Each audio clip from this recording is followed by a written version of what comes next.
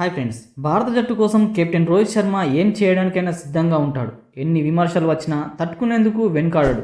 జట్టు గెలుపు తప్పితే అతడికి వేరే ఆలోచన ఉండదు. అయితే గతంలో ఎన్నోసార్లు ఇది చూశాం. తాజాగా ఇది మరోసారి ప్రూఫ్ అయింది. జట్టు కోసం భారీ త్యాగం చేశాడు రోహిత్ శర్మ. తనకంటే టీం విజయానికి ఏది ముఖ్యమో అదే చేశాడు. హిట్ మ్యాన్ తీసుకున్న నిర్ణయం ఏంటో తెలిస్తే ఎవరైనా సరే ప్రశంసించకుండా ఉండలేరు. కెప్టెన్ అంటే ఇలా ఉండాలని కదా అని అనుకుంటారు. ఇంతకీ భారత సారథి చేసిన ఆ త్యాగం ఏంటో ఇప్పుడు చూద్దాం. ఇక టీం కోసం ఓపెనింగ్ పొజిషన్ను త్యాగం చేశాడు రోహిత్ శర్మ. పెర్త్ స్టేడియంలో తన స్థానంలో ఇన్నింగ్స్ స్టార్ట్ చేసిన కేఎల్ రాహుల్కు అతడు అండగా నిలిచాడు.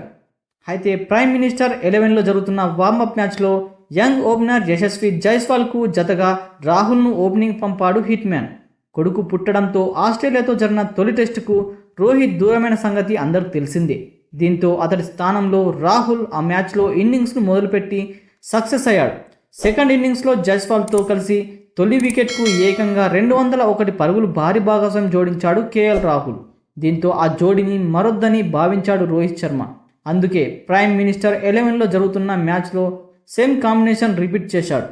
అయితే జైస్వాల్ రాహుల్తో ఓపెనింగ్ చేయించిన రోహిత్ తాను మాత్రం 4వ పొజిషన్లో ఆడాడు. దీంతో అతన్ని అందరూ ప్రశంసల్లో ముంచెత్తుతున్నారు.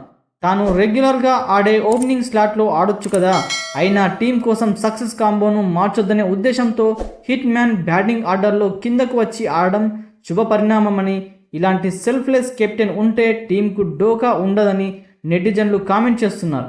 రికార్డులు మైల్ స్ట్రోక్లు పట్టించుకోకుండా టీం కోసం వేగంగా పరుగులు చేసేందుకు రోహిత్ ప్రయత్నిస్తున్నాడని, ఇప్పుడు ఓపెనింగ్ స్లాట్ను కూడా త్యాగం చేసి జట్టు కోసం ఏం చేసేందుకైనా తాను సిద్ధమని మరోమారు నిరూపించుకున్నాడు రోహిత్ శర్మ.